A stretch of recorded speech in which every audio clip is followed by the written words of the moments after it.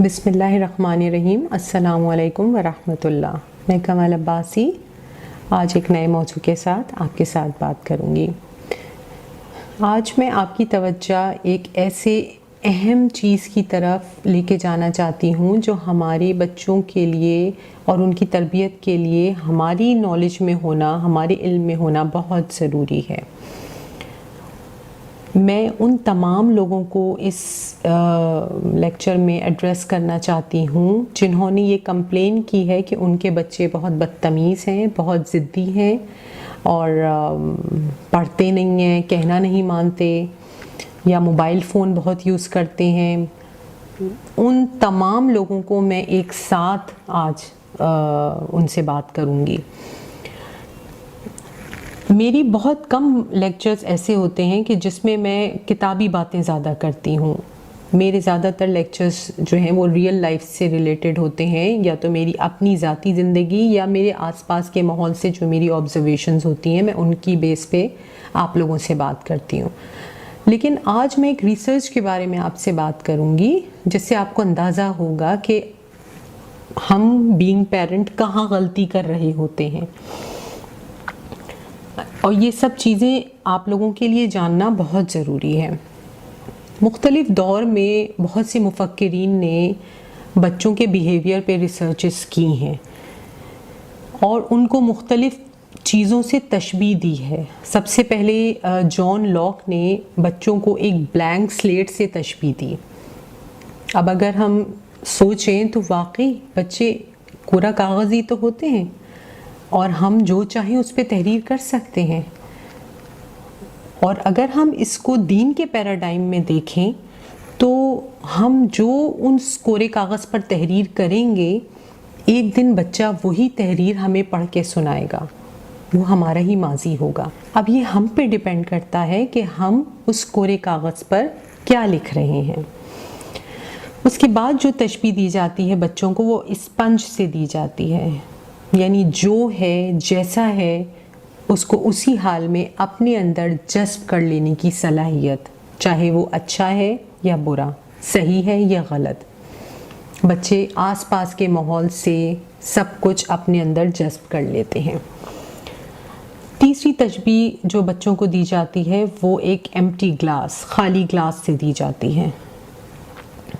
अब ये भी हम देखें तो हमारे बच्चे जब हमारे हाथों में आते हैं तो वे खाली ग्लास होते हैं। अब ये हम पे डिपेंड करता है कि हम उस ग्लास में क्या डालते हैं। एक दिन जब अच्छी चीज़ें उसमें डालेंगे तो जो एक दिन मशरूब तैयार होगा वो मशरूब हमें ही पीने को मिलेगा। अब ये हम पे डिपेंड करता है कि हम उस ग्लास को किस चीज़ से भरते हैं,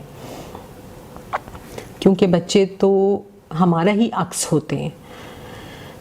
चौथी जो एग्जाम्पल बच्चों को दी जाती है वो मोल्डिंग क्ले से, यानी कि जिससे मिट्टी के खिलौने बनते हैं। अब उस क्ले को भी अगर हम एक स्टार का शेप देंगे, सितारे का, तो हमारा बच्चा सितारे की तरह चमकेगा। लेकिन अगर हम उस मिट्टी के ढेर को उसी हाल में छोड़ देंगे तो वो अपने आप को उसी हाल में साकित और जामिद कर लेगा, जिसको सिर्फ तोड़ा जा सकता है।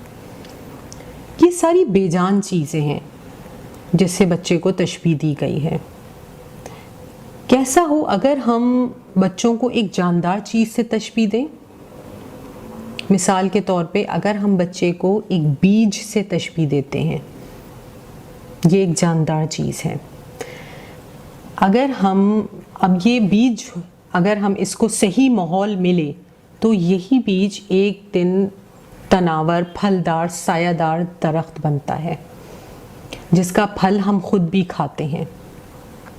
और इसी बीज को अगर सही माहौल ना मिले तो ये एक तनावर दरख्त बनने से पहले ही मुरझा जाता है और बहुत से लोग इसके साए से महरूम रह जाते हैं।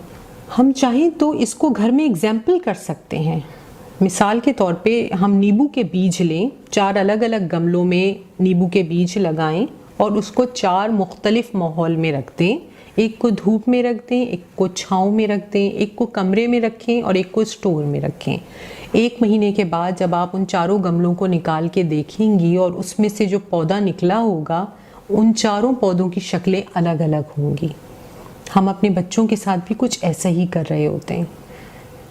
आसपास का माहौल अगर बच्चे को सही नहीं मिलेगा तो बच्चा सही चीज़ें नहीं सीखेगा, और आसपास का माहौल अगर अच्छा दिया जाएगा तो बच्चा वही चीज़ें अडॉप्ट करेगा।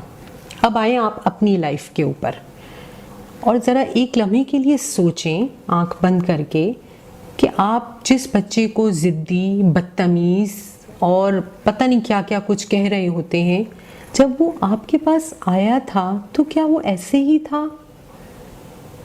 ये एक ऐसा सवाल है जो आपके बहुत से सवालों का जवाब बन जाएगा। हम खुद बच्चे को ज़िद्दी बना रहे होते हैं।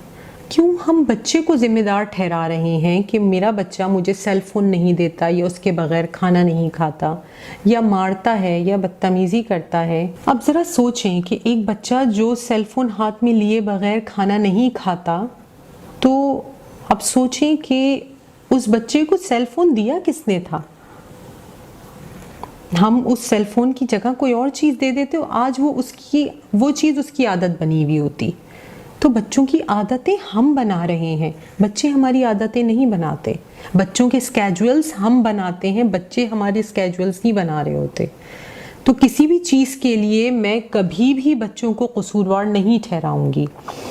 1-1.5 साल से 14 साल तक की एज की जो कंप्लेंट्स मेरे पास मैंने कमेंट्स में पढ़ी, वो ज़िद्दी ज़िद को लेके ज़्यादा थी, और बदतमीज़ी को लेके ज़्यादा थी।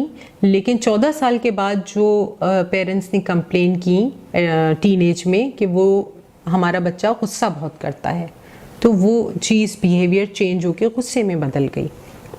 लेकिन ये सब बना कौन रहा है? बच्चों की आदतें हम खुद बना रहे होते हैं। हम अपना मफाद देख रहे होते हैं हर चीज़ में। बच्चा रो रहा है, ज़िद कर रहा है, पेशेंस नहीं है, चुप कराओ, फ़ोन दो ताकि खामोश हो, सुकून हो। किसका मफाद है? हमारा मफाद है। बच्चा अगर सालन रोटी नहीं खा रहा तो जो मांग रहा है वो दे दो, जंक फूड दे दो ताकि खामोश हो जाए। किसका फ़ायदा है? हमारा फ़ायदा है। बच्चा अगर नींद की ज़्यादती का शिकार है, हमारा मफाद है। अगर हम किसी फंक्शन में से देर से वापस आ रहे हैं और वो नींद की कमी का शिकार है, किसका मफाद है? हमारा मफाद है। हम हर लम्हा अपना मफाद देख के बच्चे की आदतें बना रहे होते हैं, और वो आदतें एक दिन हमारे ही लिए और हमें ही बॉदर कर रही होती हैं।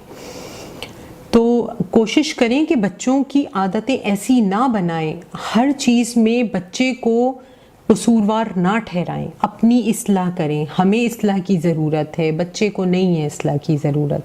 बच्चा हमारे पास एक ब्लैंक स्लेट, एक कोरा कागज़, एक खाली ग्लास आया था, उसको हम भर रहे हैं, उस पर तहरीर हम कर रहे हैं।